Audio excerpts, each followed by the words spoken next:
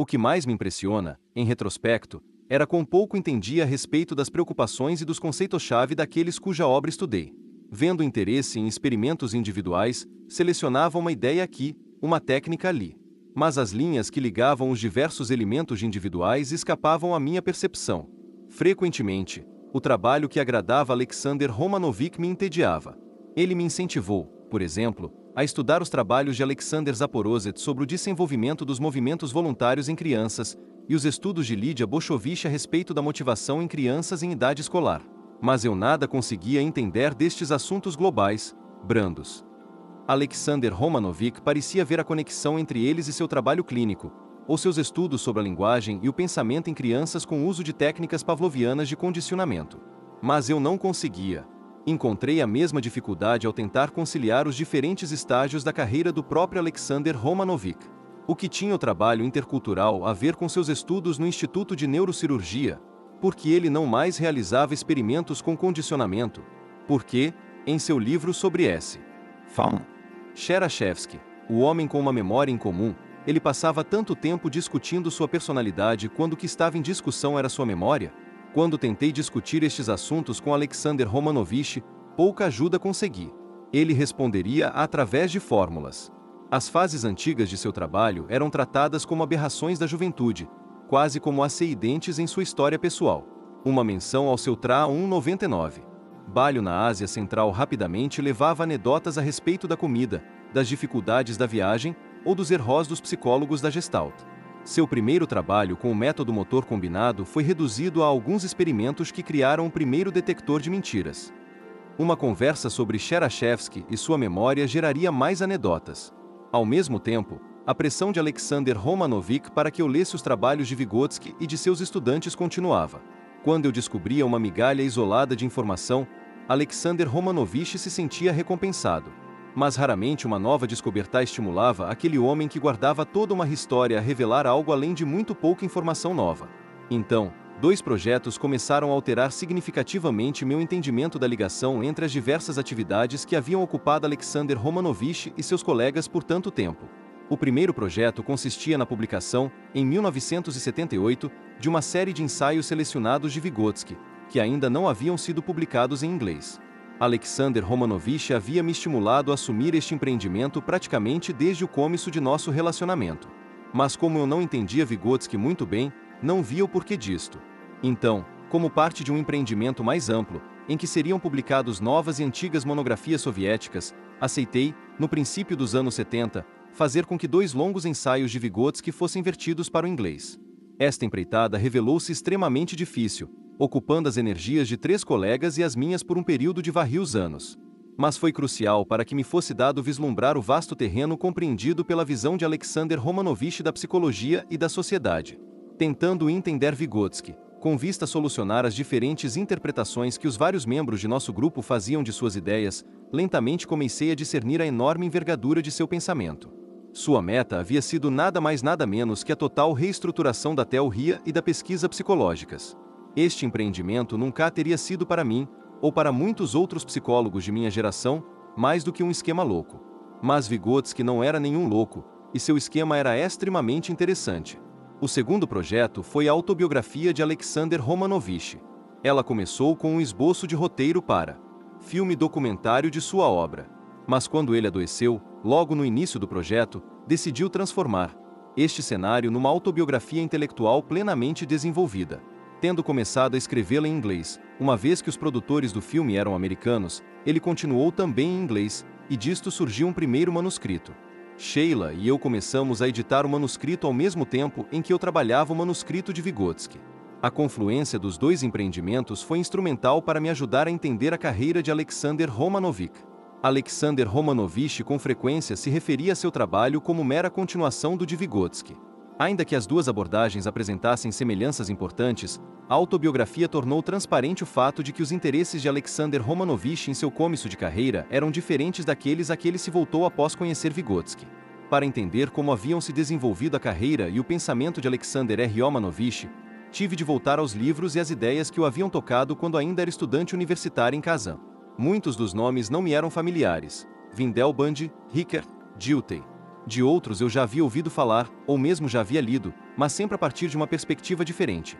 Psicólogos como William James, Franz Brentano e Kurt Lewin, escritores e pensadores sociais como Alexander Herzen, Nikolai Chernyshevsky e Leon Tolstói.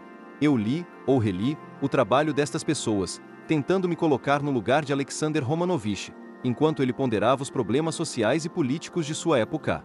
Então me voltei às obras do próprio Alexander Romanovich, começando por sua pequena monografia sobre psicanálise, que ele havia publicado por si mesmo em 1922, pouco antes de deixar Kazan. Vasculhei as bibliotecas americanas atrás de artigos longamente esquecidos, datados das décadas de 20 e 30.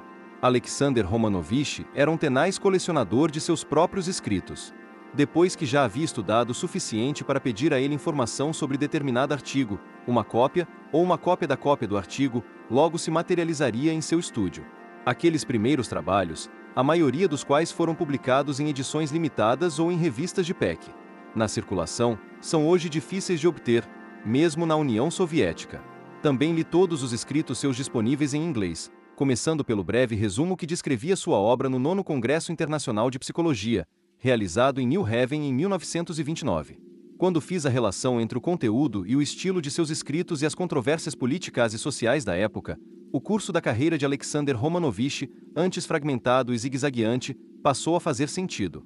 Seu interesse pela psicanálise não mais assumia a forma de uma curiosa anomalia numa carreira dedicada a outros temas. Sua forte atração por Vygotsky, seu trabalho transcultural na Ásia Central, o estilo pavloviano de seus escritos das décadas de 40 e princípios da de 50, suas aparentes mudanças de assuntos em intervalos frequentes, tomaram a qualidade de uma intrincada peça musical, com alguns motivos centrais e uma variedade de temas secundários. Não se sabe quando a família Luria mudou-se para Kazan, um grande centro comercial situado sobre o Volga, a sudeste de Moscou. Mas o nome Luria é um sobrenome muito antigo, associado nos séculos XVI e XVII à erudição judaica. Nas últimas décadas do século XIX, a vida dos judeus russos era tão controlada pelo Estado quanto poderia garantir o governo tsarista. Havia restrições às viagens, à educação e ao trabalho. A intensidade destas restrições variava com o lugar onde se morava e com quanto dinheiro se tinha para escapar delas. Este tipo de constrangimento afetou as oportunidades educacionais e profissionais da família Luria. A época da juventude de R.O. Albertovich, pai de Alexander Romanovich, só 5% das vagas da Universidade de Kazan eram destinadas a estudantes judeus. Os que não conseguiam incluir-se neste pequeno grupo, e aqueles que dispunham de recursos financeiros, viajavam à Alemanha para estudar. O fato de Roman Albertovich ter conseguido se classificar e se formar na escola de medicina era um motivo de orgulho para a família. Mas a distinção acadêmica não era garantia de trabalho após a graduação. Após ser convidado a integrar as faculdades de medicina de Kazan e São Petersburgo, ambos os empregos foram negados a Roman Albertovich, por ser judeu.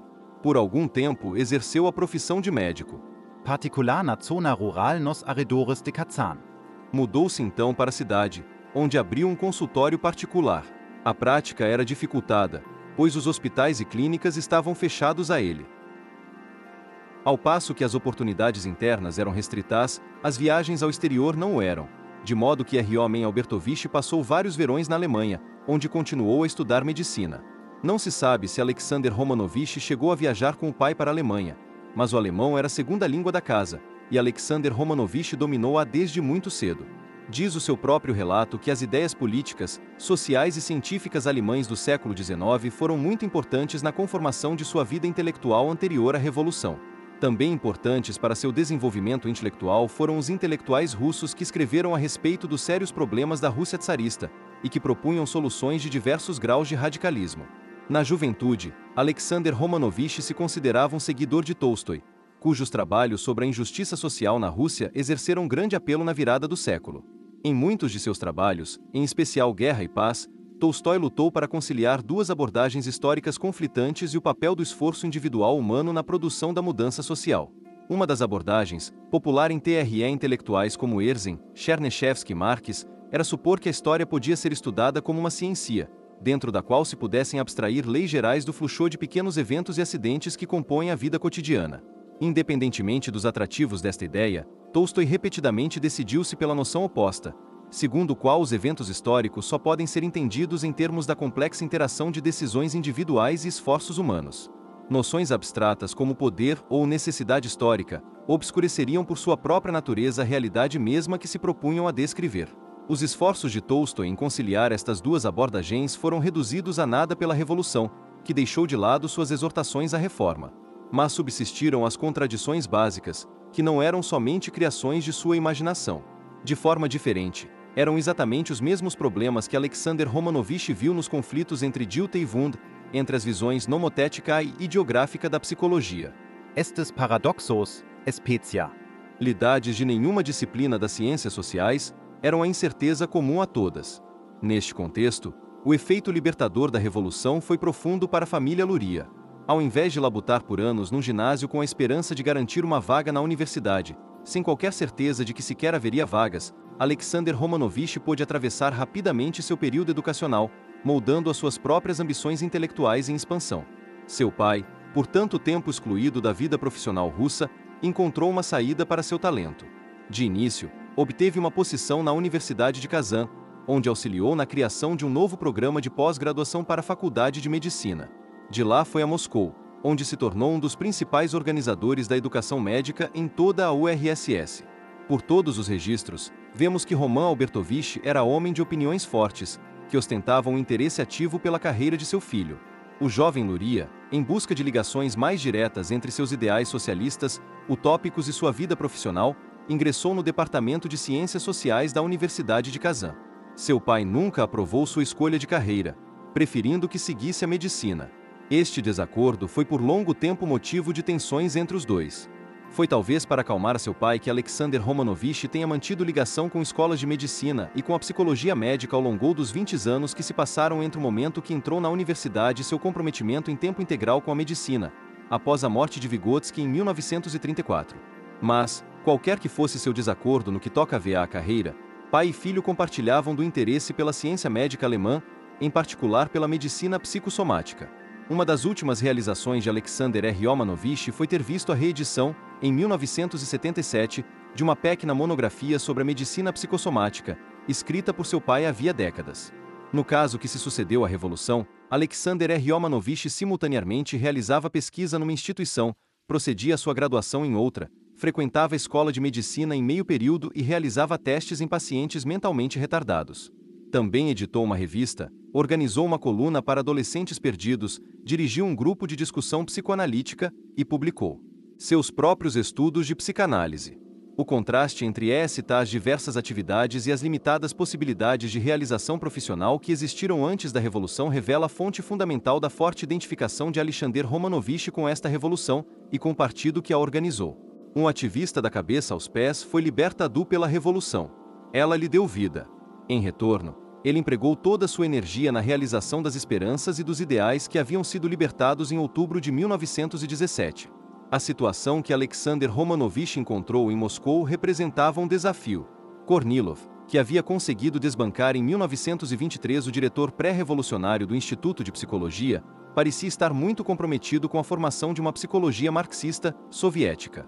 A semelhança entre os usos que Kornilov e Luria faziam dos experimentos de tempo de reação deu-lhes razão para crer que iniciavam uma longa e frutífera colaboração. Em Moscou, Alexander Romanovich retomou sua pesquisa do ponto em que havia deixado em Kazan. O trabalho procedia em duas frentes. Primeiro, deu início a uma grande série de experimentos destinados a um aperfeiçoamento do método motor combinado, para o diagnóstico das maneiras pelas quais as emoções organizam ou desorganizam o comportamento voluntário. A ousadia deste empreendimento era impressionante, no contexto da experimentação psicológica da época. Em nenhum lugar encontramos um relato de como o jovem Luria, 21 anos, e o igualmente jovem Alexei Leontiev, seu companheiro, conseguiram permissão para tirar da fila os estudantes que aguardavam o interrogatório oral das autoridades universitárias. Talvez o tenham feito informalmente. Ainda mais enigmática é a maneira pela qual conseguiram que o promotor criminal permitisse que eles interrogassem suspeitos de assassinato.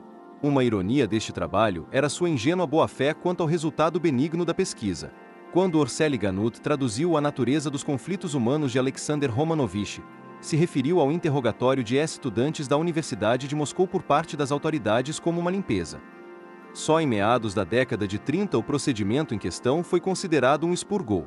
A sombra desta palavra era muito distante quando Alexander Romanovich empreendeu seu trabalho. A.O. Inves, A. Sua frente pairava a noção de uma ciência unificada do homem, em que a distinção entre o laboratório e a vida cotidiana fosse tornada irrelevante. Para criar uma tal ciência, ele precisava desenvolver suas bases teóricas em conjunto com o desenvolvimento de técnicas experimentais. Alexander Romanovich viu numa versão experimental da psicanálise a promessa de uma abordagem que transpusesse o vão entre a pesquisa experimental e objetiva, mas árida, da psicologia estrutural alemã e a psicologia descritiva humanista de Dilthey. Mas o que faltou às suas formulações, e que era o que Moscou à época exigia, era uma maneira de ligar as teorias psicológicas e sócio-históricas, como sugeria a obra de Marx e Engels. Fossem quais fossem os pontos fortes e os pontos fracos de uma teoria psicológica, sua eventual aceitação dependia muito de questões de metodologia. No jargão soviético, metodologia se refere às premissas e à lógica da abordagem geral a um determinado tema. Em uma teoria psicológica que não tomasse o marxismo como ponto de partida poderia obter sucesso. No inverno de 1924, num artigo intitulado A Psicanálise como uma teoria de psicologia monística, Alexander Romanovich realizou sua primeira contribuição ao debate sobre como criar uma psicologia propriamente marxista. A psicanálise e o marxismo, ele sugeriu, compartilhavam de 4 importantes suposições. Em primeiro lugar, ambos sustentavam ser o mundo um sistema único de processos materiais, dos quais a vida humana, e os processos psicológicos em particular, seriam apenas uma das manifestações. Em segundo lugar, ambos sustentam que os princípios filosóficos e científicos que se aplicam ao mundo material se aplicam também ao homem. Como colocou Alexander Romanovich, tanto a psicanálise quanto o materialismo dialético exigem que se estude objetivamente as verdadeiras relações entre os eventos perceptíveis, e isto significa não estudá-los em abstrato, mas como são na realidade. Ambas as abordagens exigem também que os eventos sejam estudados de maneira que o conhecimento que adquirimos nos permita exercer uma influência ativa sobre eles. E, finalmente, ambas as abordagens exigem que os eventos sejam estudados dinamicamente no processo de mudança. As influências interagentes do homem sobre seu ambiente e do ambiente sobre o homem devem ser mantidas à vista. Luria, 1925, pp. 8-10. No mesmo artigo, Alexander Romanovich definia a maior limitação da psicanálise com sua incapacidade de considerar a influência do ambiente social na conformação dos processos psicológicos individuais. Embora tenha se comprometido a retomar este ponto novamente, esta promessa não se realizou por 2 razões principais. Em primeiro lugar, em 1924 ele encontrou Vygotsky, que tinha uma visão muito mais ampla da psicologia como uma ciência social e natural do que Alexander Romanovich já tivesse imaginado. E em segundo lugar, na União Soviética as ideias psicanalíticas eram crescentemente consideradas antimarxistas.